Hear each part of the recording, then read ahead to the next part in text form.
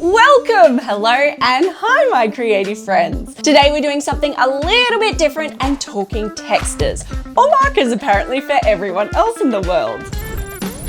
An alcohol-based marker with vibrant colours, smooth, streak-free coverage, and a choice of 3 types of tips to suit whatever your little heart desires. Today's marker is known for its versatility, colour range, and being a major alternative to that other famous alcohol marker. I give you the Ohuhu Honolulu Alcohol Markers.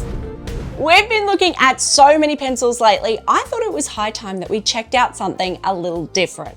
And what's more different than this massive black brick of markers? In the world of alcohol markers, Ohuhu is a brand that's relatively new.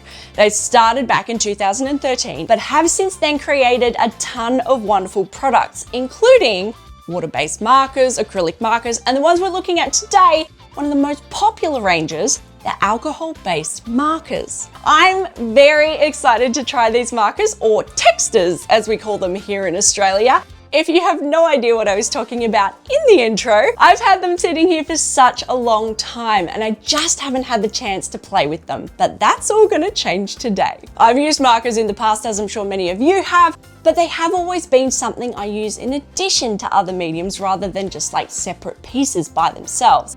And to be fair, that's always been with the Ohuhu competition, the original alcohol marker, the Copics.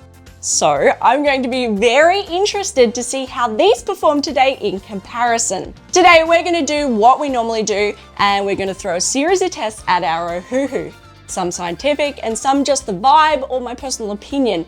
I'm then going to try and bring as many of our pencil tests in here as I can and then add a few new ones that are very much marker specific. But first up, let's check out the design of the Ohuhu Honolulu Alcohol Markers.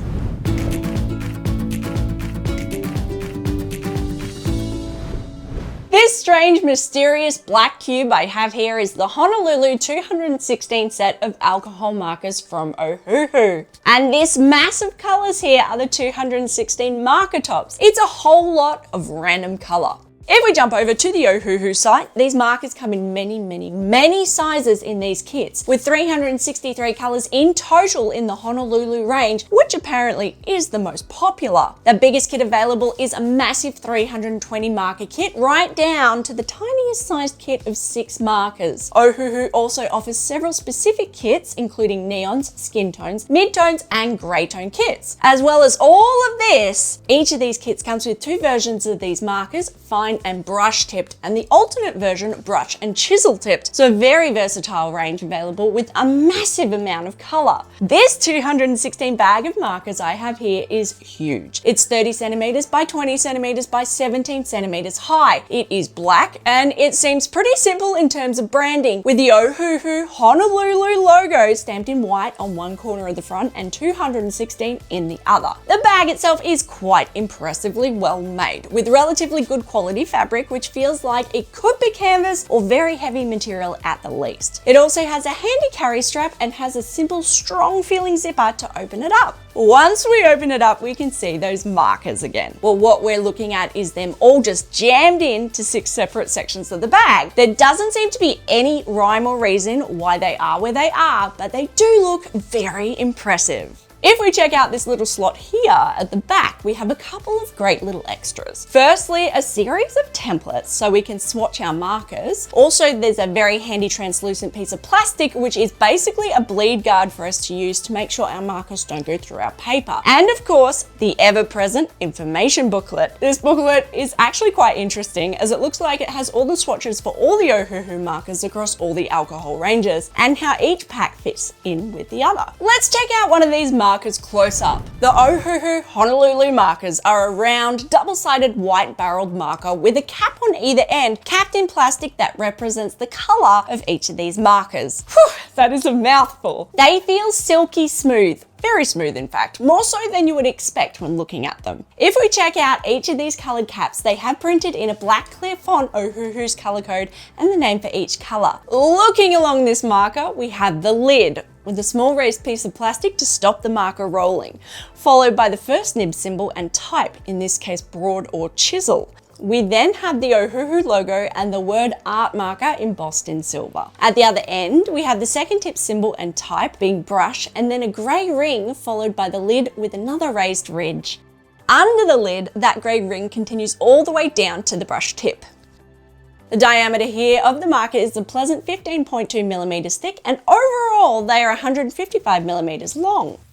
And looking at each of these tips, the chisel and the brush both look to be very well formed, with the chisel being 3.5 millimeters thick and 6 millimeters wide, with the brush tapering from 4.5 millimeters to 1.2 millimeters at the pointy end. There is a little trick here with the brush tip. If it starts to get a bit worn, we can grab it gently with our fingertips and pull it out. There we go. It's actually double-sided and can be flipped over for a fresh new tip for our marker. What a great little thing. I wonder if the chisel tip does the same. It's a little bit tighter, but no, obviously this is supposed to be replaced. Let's see what those tips can do. I'm just gonna go through a bit of movement for our markers here. Light and heavy. Well, heavy-ish. Anyway, I don't want to wreck my textures. Control-wise, I'm finding in the waves and the flicks that the Ohuhus are relatively maneuverable. They are very good, but I'd say they're not quite as soft as what I'm used to when I use my Copics. This isn't necessarily a bad thing for me. I can be a little bit rough with my markers. It feels when I'm pushing down here, there's a bit of spring back, so I don't have to worry much about breaking them. The brush side is also very good in its range of thick to thin, which is great. The chisel side is nice and wide and very consistent with both sides of the tip. When I'm doing these crosshatches here, I feel like I have a decent amount of control and can get a nice swoosh off each stroke. Back to the brush. It would be great if it was a bit thinner for these fine crosshatches, but I guess that's just the tip I have. And some chunky crosshatches with some nice edges and a lovely gradient off the sides. So that's the design of the Ohuhu markers. First thoughts are that I'm really liking the feel of these in my hand. They have that nice weight and size that's not quite too big and definitely not too small, particularly when I'm comparing them to my normal Copics, which if we look at this, the original Copics are larger and the Chow are much smaller than the Ohuhu. The Ohuhu fit right in here in the middle. I'm also not sure, but the smoothness of the barrel might be an issue with use, as it feels like it could possibly be too smooth. But I guess we'll find out when we do our tests. The tip seems strong and reactive, which will be great for movement, but weirdly, I didn't realize that there was two different versions of this marker with the different nib types available. I have the chisel and brush version here because I just clicked buy on the Ohuhu site without looking, but I think that had I realized there was a difference, I would have likely gone for the fine point and the brush version, as I think it would have suited my art better. But you at home, if you're buying these, maybe just pay a little bit of a closer attention than I did. I love the fact that I can flip the brush tip when things get a bit worn. This is going to give a lot more longevity to these markers, and on the site, it also looks like you can get ink refills as well as complete replacement tips for each version. A really great environmental initiative to these markers, which for me, makes them more appealing to me. The grey ring on the barrel is also great and a really great necessary feature for us to tell at a glance which side of the marker we have. Looks like it's always on the brush side here. Other markers use the same idea or have a raised ridge on one lid to tell which side is which, so it's not a new idea, but it's always appreciated. I'd say this ring here on these markers is possibly a little light in color and too thin to my eyes and could just be a little fraction wider just to make things easier to identify when you grab them. My biggest issue with these markers may seem small, but as you use them, let me tell you, it gets really big. I just don't understand the numbering or the color code system that Ohuhu have here. Order with alcohol markers is super important as it helps a lot with our blending by using colors a shade above or below the color we pick. The better you have them organized, the easier and quicker it is to grab what you need. But with the Ohuhu, looking at these codes, they're all over the place. Already I'm noticing consecutive numbers that don't seem to fit with each other. The colors seem to jump around. As you saw when they came, they are all just crammed into this bag together. I think the idea is we're supposed to swatch them to work out where they sit in relation to each other. But it'd be amazing to have a pre-filled color chart or some numerical way that they're organized so we can just start using them when we get them. I guess really the only way we can solve them is to swatch them.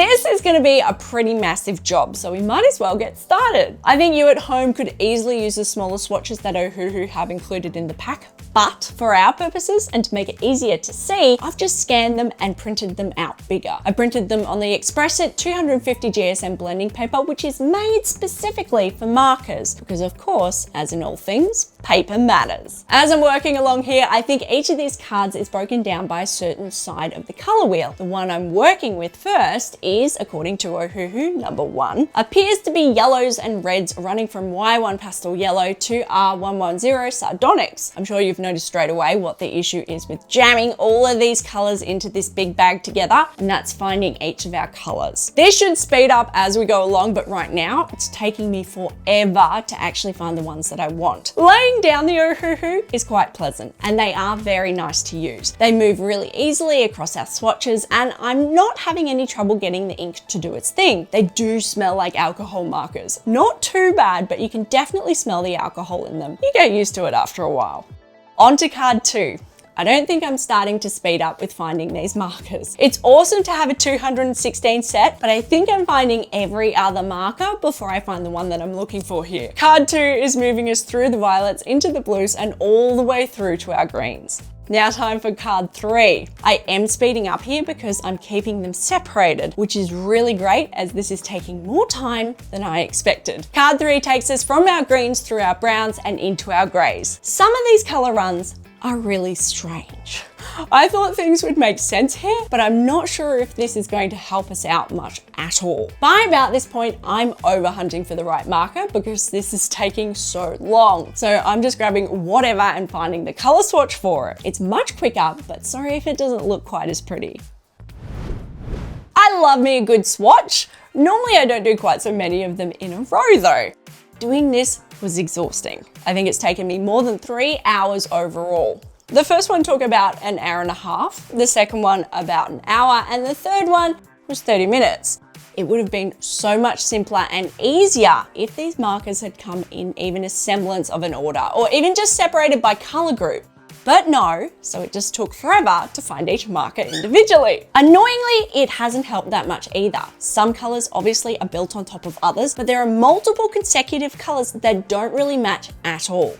If we check out swatch 1, you can see straight away in the first row we go from Y1 to Y5, but Y5 is a huge shift towards red compared to either colors beside it. R11, 12, and R13 jump out as well. R11 is a purple, R12 a pink, and R13 almost a violet. There also seems to be a lot of colors that are extremely close to each other in what they are. Y9 and YR1 are virtually clones of each other, as are RV070 and R15. The more I look at it, the more colors I see that are so close as to be the same color. Swatch 2 is very, very similar. The same thing is happening with our blue and green selection. There's a couple of runs here which look consecutive, like V230 to V370 look pretty decent, but then a bit further down we have BG8 a green, BG9 a gray, and BG68 a cyan blue. Swatch 3 is much the same, particularly in the grays. We're going from a super dark gray in our CG209 to an almost white in our CG20.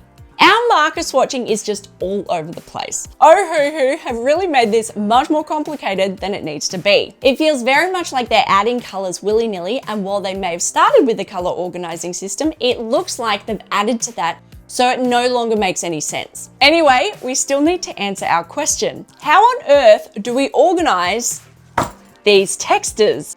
I could do it by eye, which between you and me, I have tried to do over the last few days, but it hasn't gone well.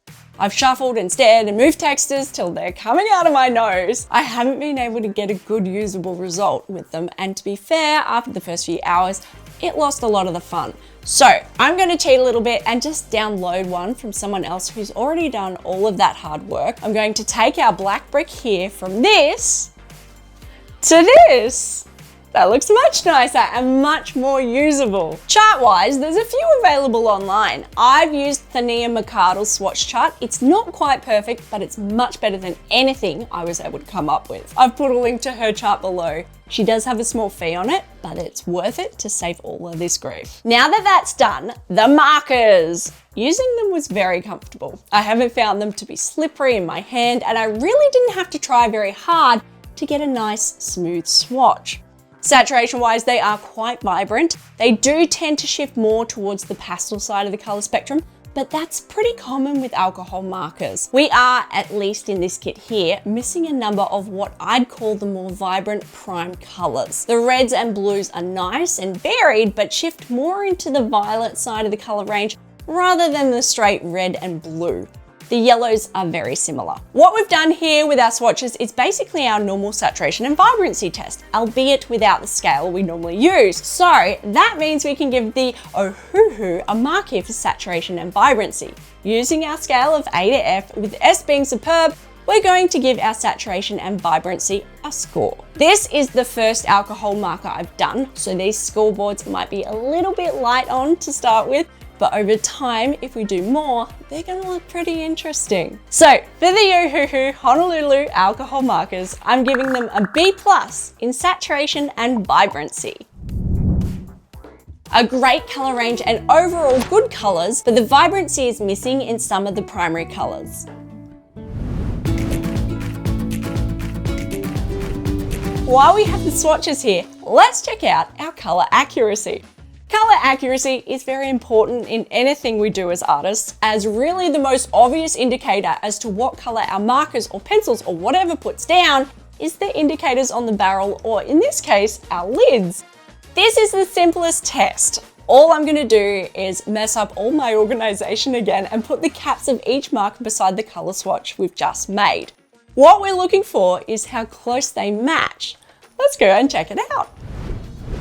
I'm not going to do this in any real order. I'm just going to jam every lid beside each swatch and see how we go. Looking at swatch 1, there is a lot here that are very similar. Some are actually perfect matches. When you look at it from the top-down view, it's a pretty decent match, but if we start looking closer, there are quite a few discrepancies. Y5 is much more of a shift to the orange on the cap compared to a pinker swatch. And if we go down a couple of rows, YR3 and YR5 are very similar. The yellows overall are okay. YR030 is possibly the worst match on the swatch, almost looking like I haven't swatched that box at all in comparison to the cap. The longer I stare at these, the more I see the colors that are extremely similar to each other. So much so that I'm wondering why they bothered. R4 and R5 are another great example of that.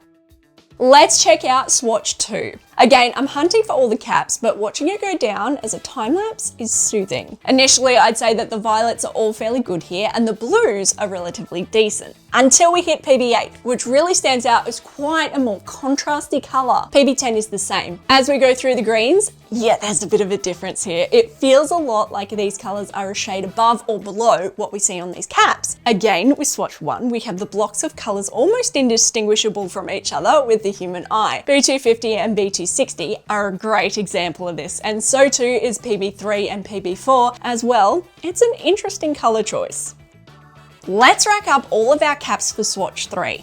We're into the browns and greys on this swatch. The browns and peach tones aren't bad overall, but there are quite a number of those greys that are really badly off. I think the color is okay, but the shade and saturation on them isn't great. CG208 and 209's caps are very similar, but obviously the swatches are quite different. And again, there's a lot of very similar colors across this entire swatch. Well, that was really interesting. It's so different doing all the colors in a kit. Usually with pencils, we take our sample size and make an assumption based on that. But here, we can really see without a doubt what's going on. The Ohuhu are sometimes very accurate in their colors, sometimes a shade lighter or darker, or sometimes completely different in color. And that's a problem. It means that the only real way that you can rely upon the color that you're getting is by using your swatches pretty much every time. At least until you know the markers super well, anyway. For me, I've been checking these markers each time I grab them on a piece of paper to make sure it's accurate. You can do the same as well, but it does get annoying after a while. Well, let's mark these markers. For color accuracy on our scale here, I'm going to give them a B. Okay, but not excellent. And on our lonely scale, they slot in here.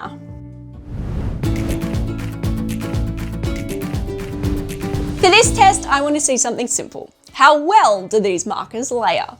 I'm noticing a lot of colors that are very similar to other colors, but just a shade up or down from them. So I'm curious to see what will happen when we build our colors up.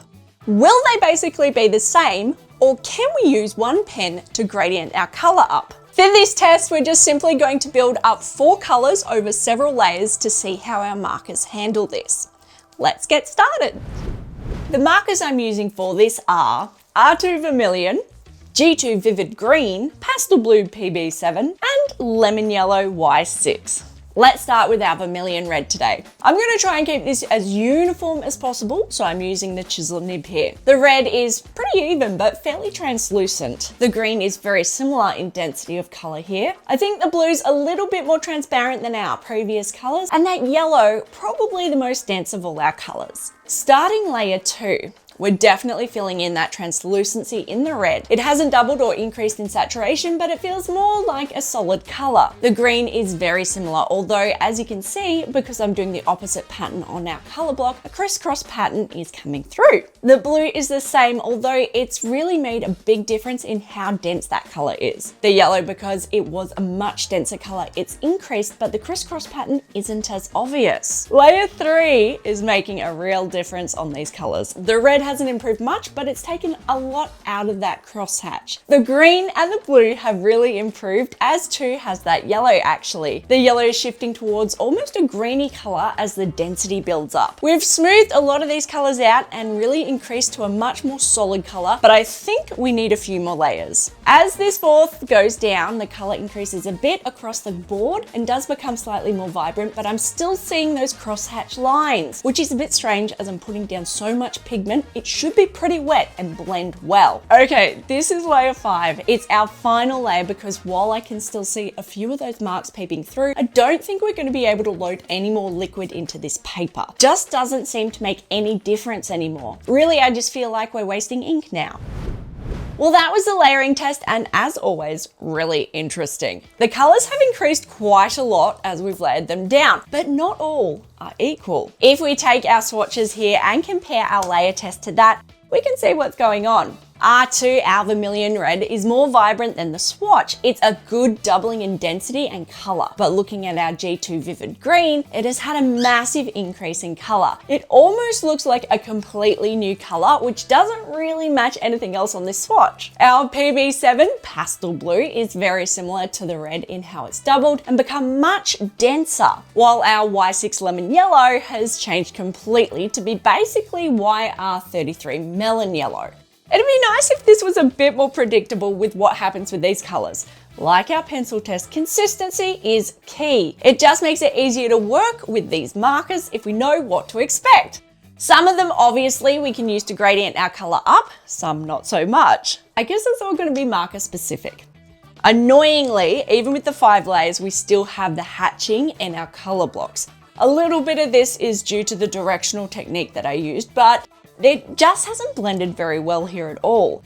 I put down a lot of color and I was hoping they'd be a little bit more opaque and dense than what we got, but there you go. Let's grade these markers. For a bit of inconsistency and primarily because of that cross-hatching, I'm giving the Ohuhu a B for the layering test. Comfortable markers, but I was hoping for more from them.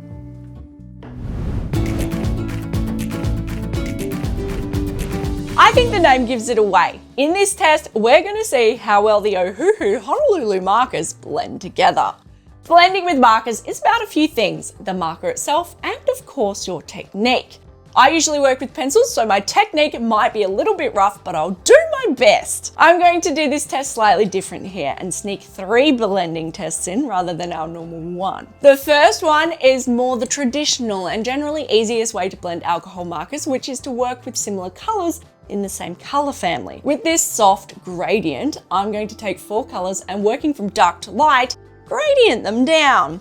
Now, you can of course work from light to dark with these soft gradients, I just always find dark to light easier for me. The markers we're going to be using for this test are GY5 absinthe, GY4 yellow-green, GY7 sugarcane, and G020 pale lemon yellow. So a nice green gradient. The second test I'm sneaking in is closer to our normal blending test with pencils. More of a hard blend with dissimilar colors. We're going to do red to green and blue to yellow as per normal. The colors I'm using are R2 vermilion to G2 vivid green and PB7 pastel blue to Y6 lemon yellow. And our third test, I just want to see what our Ohuhu colorless blender can do. Hopefully these three tests will give us a much better idea of how these textures blend in different situations.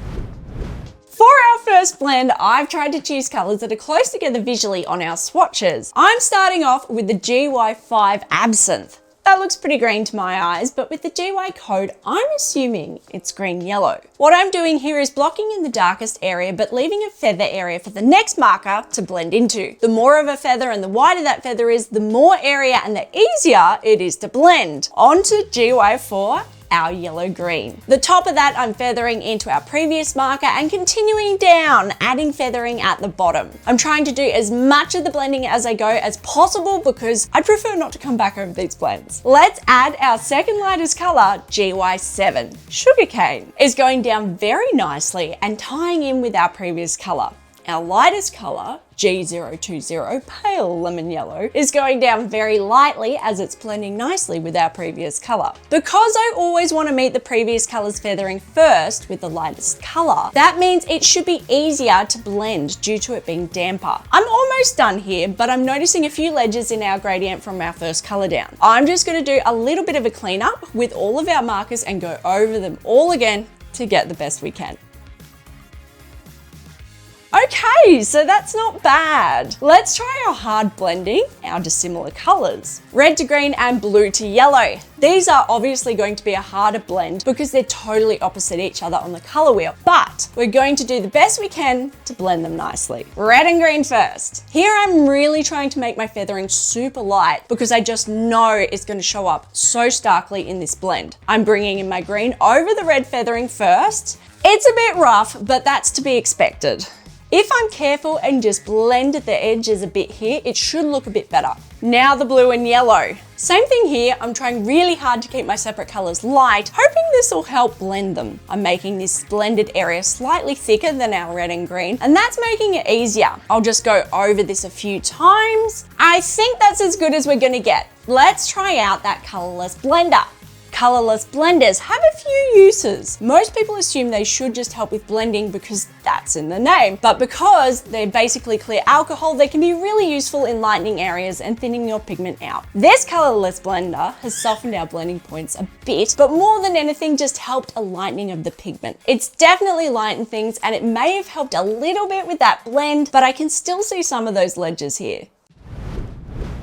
And that was our blending test. When I'm blending these in my head, I'm always comparing them to what I expect from my Copics. The Ohuhu blended rather well. Primarily, as there is so many markers here, it's quite easy to find a similar color. But that said, I really do think I'm actually much better blending the Copics. The Copics just seem to stay wetter for longer and make those points between colors much softer and easier to blend. Like our layer test, I did struggle with the Ohuhus to get those lines out of our soft gradient. You can see it here in the soft gradient as ledges. The blending here is pretty good, but it's not as good as it could have been. I've had to put in work into the blends to make them smooth as they are, and still they aren't perfect. Our harder gradient did less well, less good, not as good.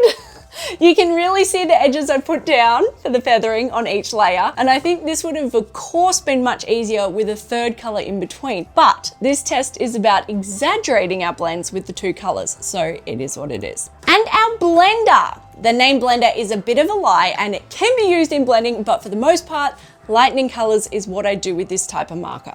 The Ohuhu did okay. I think whatever they're putting into their blender on the alcohol side of things is missing some element that makes other markers like the Copics slightly better. The blender did help a little bit with the smoothing everything together, but not as significantly as I would have liked. We're marking our markers the same way we did our pencils. We're giving them a score from A to F, with S being superb. And today, for our Ohuhu Honolulu markers in blending, I'm giving them a B+.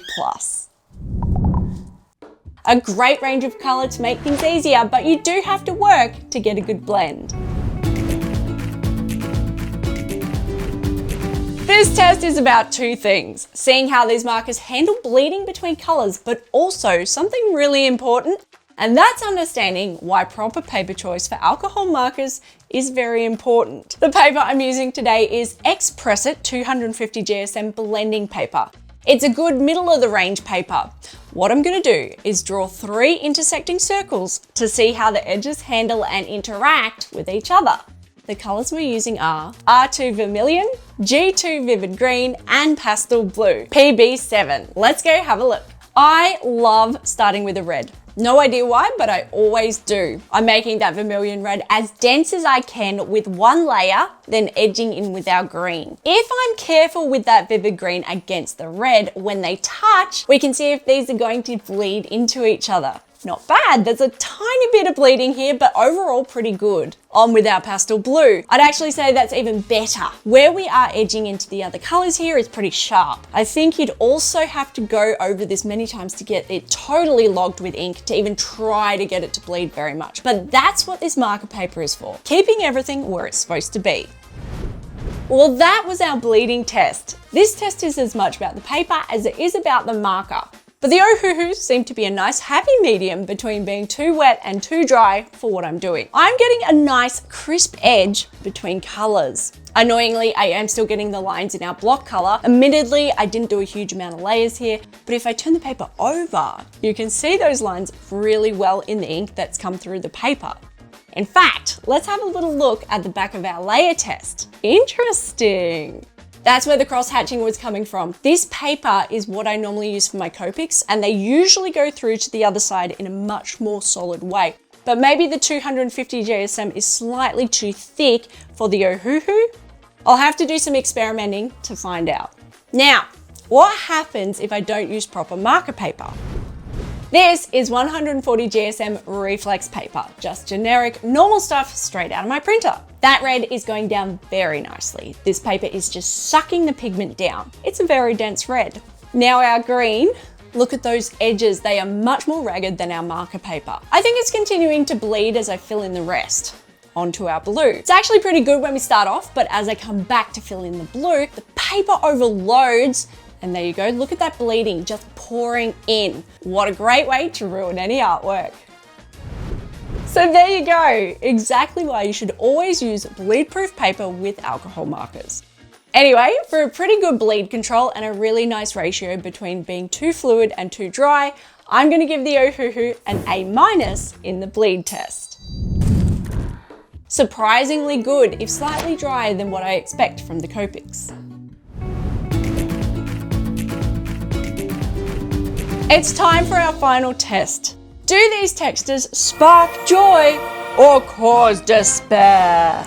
This test is purely based on my personal opinion, which I've formed across this whole video. Do the Ohuhu Honolulu Alcohol Markers spark joy? We're gonna do this slightly differently this time, and rather than you look at my face as I ramble on, let's make something cute with our Ohuhus. For those of you that don't know, I'm a kids book illustrator and I love creating characters. So today we're creating this cute little turtle critter. He's a concept for an author, but also an excellent little piece to show off what these markers can do. Let's start with color and design. In playing with the Ohuhus, I've had very little issues with the physical side of the markers. I really do like the size and the feel of the markers, at least for my hand, they fit very comfortably, and I've had zero issues with slippage or fatigue. Color-wise, once you manage to figure out what color goes where, which is an absolute nightmare, there's a lot you can do with these kits. The color range does tend to run towards the pastels, which is of course perfect for our turtle guy here, but can be a bit of a limitation if you want something a bit subtler or anything vaguely realistic. As I'm using these markers, it's definitely evident that we've got some weird organization going on. Not only is the numbering a bit whack, but if you want to collect all the colors in this range, it's pretty complex. You can buy the biggest 320 marker kit easily, but to get the remaining 43 colors, it gets a bit weird. You have to collect 21 from the 36 skin tone set, collect 1 from the 36 grey tone set, collect another 2 from the 48 blossoming pastel set, and get the last 19 from the 80 Japanese exclusive set. So a lot of extra markers just to say that you have the entire range. It's kind of annoying. Layering and blending with the Ohuhus are okay. Better than okay, in fact, but not excellent. I've had a lot of issues getting really dense, really hard block colors throughout this video because I keep having the first layer coming through my work. I think with better technique, I could do a bit better, but in using these, I'm always comparing them to my Copics. I've never had this problem with them. People keep saying these Ohuhu markers are Copic killers. That's not quite true. They are excellent, but the Copics are better across the board. Where the Ohuhus really shine in comparison though, is they are much more affordable. You don't have to sell your soul to the art devil to buy them. The biggest set of Ohuhu for 320 amazing colors currently costs 377 Australian dollars, which is $1.17 per marker. If we compare them to the Copics on their site, the closest comparison is 332 for a set of, get this, 36, and that's the cheap Copics, the Chow. Bang for the buck, the Ohuhu are absolutely amazing. One thing I am noticing as I'm drawing along here is that these markers seem to run out really quickly. I don't know if it's just the lighter colors, as that seems to be the ones that we're getting dry fastest, or if it's an Ohuhu thing. I'd love to know if anyone else has had this experience with these markers. Let me know in the comments. Will I incorporate them into my work? I'd honestly say yes. I don't have many Copics, I just can't afford them. But the Ohuhu, they are very affordable, a real pleasure to use, and very good. I think I'm gonna go out and buy the extra 120 set to give myself an even wider range of colors, which will really help with my art. So do the Ohuhu spark joy? Yes, yes they do. They are great markers and I think a really good marker to start our marker test with. Our turtle mate is also done. I did have to have a bit of a think about what would work with the color range here, but I think something bright, poppy, and a little bit cartoony worked out really well. Whether he gets a book or not, he's a very cute little guy. If you want to try coloring him in at home, I've made him into a free coloring in sheet that you can download on the linky link below. Okay, so let's give our Ohuhu marker a mark for the joy factor. I really enjoyed using them, so I'm going to give them a really solid A for the joy factor. And that puts them right here.